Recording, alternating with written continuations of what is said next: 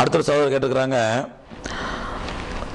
தஹஜ்ஜுத் தொழுகையை பற்றி கொஞ்சம் விளக்கமாக சொல்லவும், அதே மாதிரி தஹஜ்ஜுத் தொழுகையில் வித்ர் தொழுகை எப்பொழுது தொழ வேண்டும் அப்படின்னு கேட்டுக்கிறாங்க. தஹஜ்ஜுத் தொழுகைங்கிறது அல்லாஹ் குர்ஆன்ல சொல்றான், சூரத்து பனி இஸ்ராயில்ல, ஒமினல் லைலி ஃபதஹஜ்ஜத் பிஹி நாஃபிலத்தன் லக் அஸா அன் யபஅஸக ரப்புக மகாமம் மஹ்மூதா. நபியே, நீங்கள் நஃபிலான நிலையில் அதிகப்படியாக இருக்கும் நிலையில் தஹஜ்ஜுத் தொழுகையை இரவில் எழுந்து தொழுவீராக அல்லாஹ் சுப்ஹானஹு வ தஆலா ரசூலுல்லாஹி ஸல்லல்லாஹு அலைஹி வஸல்லம் அவர்கள் கட்டளையிடுகின்றான். இந்த தஹஜ்ஜுத் தொழுகை பெருமானார் ஸல்லல்லாஹு அலைஹி வஸல்லம் அவர்களுக்கு சில அறிஞருடைய கருத்துப்படி ஃபர்லாக இருந்துச்சு. ஆனால் உம்மத்துக்கு அல்லாஹ் ரப்பல் ஆலமீன் அதை நஃபில், ஒரு எக்ஸ்ட்ரா, ஒரு அதிகப்படியான ஒரு தொழுகையை அல்லாஹ் ஆக்கியிருக்கிறான். அப்போ அந்த ரீதியில் நம்ம பார்க்கும் பொழுது தஹஜ்ஜுத் தொழுகை என்பது அல்லாஹ்வுக்கு மிக மிக விருப்பமான தொழுகை, மிக மிக பிடித்தமான தொழுகை. எந்த அளவுக்கு ஒரு ஹதீஸ்ல இருக்குது, மக்கள் எல்லாம் தூங்கிக் கொண்டிருக்கும் பொழுது வான்த கியாமுன் ஒன்னாசு நியாமுன், மக்கள் எல்லாம் தூங்கிக் கொண்டிருக்கும் பொழுது நீர் நின்று வணங்குவது அல்லாஹ்வுக்கு மிக விருப்பமானது. இன்னொரு ஹதீஸ்ல வருது, சொர்க்கத்தில் சேர்க்கக்கூடிய அமல்களில் ஒன்று நள்ளிரவில் மனிதர்கள் எல்லாம் நன்றாக உறங்கிக் கொண்டிருக்கும் பொழுது நீ மட்டும் எழுந்து நின்று வணங்குவது அல்லாஹ்வுக்கு மிக மிக விருப்பமானது. இப்படி தஹஜ்ஜுத் தொழுகையுடைய சிறப்பு நிறைய ஹதீஸ்கள்ல வலியுறுத்தப்பட்டிருக்குது. பெருமானார் ஸல்லல்லாஹு அலைஹி வஸல்லம் அவர்களும் தஹஜ்ஜுத் தொழுகையினுடைய முக்கியத்துவத்தை உணர்த்தும் விதத்திலே அன்னை ஆயிஷா ரலியல்லாஹு தஆலா அன்ஹா சொல்றாங்க, பெருமானார் ஸல்லல்லாஹு அலைஹி வஸல்லம் அவர்கள், புகாரி ஹதீஸ்ல வருது, ரமலானிலும் ரமலான் அல்லாத காலங்களிலும் 11 ரக்காத்துகள் தொழுவதை வளமையாக்கிக் கொள்வார்கள். ரமலானிலும் ரமலான் அல்லாத காலங்களிலும் 11 ரக்காத்துகள் தொழுவதை வளமையாக்கிக் கொள்வார்கள், தொழாமல் இருக்கவே மாட்டாங்க.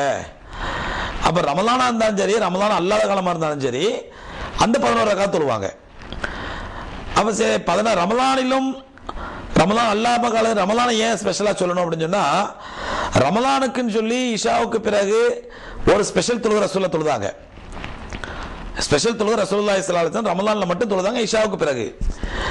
அப்ப இஷாவுக்கு பிறகு அந்த ஸ்பெஷல் தொழுகை தொழுதனால, சரி ரமலான்ல தான் இஷாவுக்கு பிறகு ஸ்பெஷலா தொழுதுறாங்களே, அது தராவிங்கிற பேர்ல, அப்புறம் மறுபடியும் தஹஜ்ஜுத் தொழுவாங்களா ரசூலுல்லாஹ் அப்படிங்கிற சந்தேகம் வரக்கூடாதுங்கிறதுக்காண்டி ரமலானிலே ஸ்பெஷல் தொழுகை இஷாவுக்கு பிறகு தொழுதாலும் சரி, அல்லது ரமலான் அல்லாத காலங்களாக இருந்தாலும் சரி, 11 ரக்காத்துகள் தொழுவதை பெருமானார் ஸல்லல்லாஹு அலைஹி வஸல்லம் வளமையாக்கி கொண்டார்கள். 11 ரக்காத் தொழுதே தீர்வார்கள்.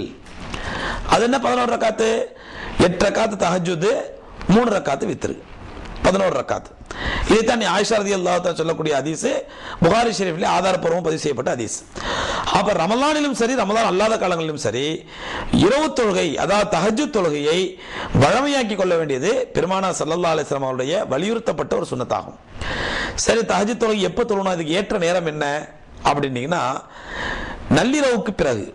தஹஜ்ஜுத் தொழுகை நள்ளிரவுக்கு பிறகு தொழுவது ஏற்றமானது. நள்ளிரவுக்கு பிறகுன்னு சொன்னா, சில அறிஞர்களுடைய கருத்துப்படி, அதாவது இரவை 6 பங்குகளாக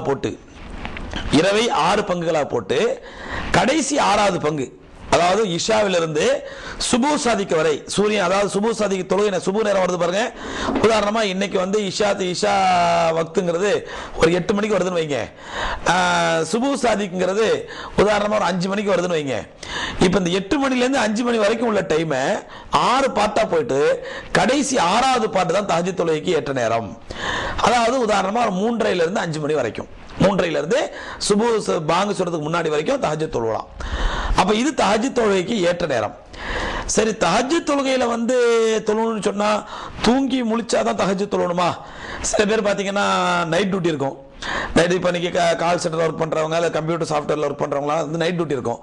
இப்போ இவங்க நைட் டியூட்டி முடிச்சுட்டு வரும்போது ஒரு 3:30 மணி ஆயிடும், 2:30 மணி ஆயிடும்.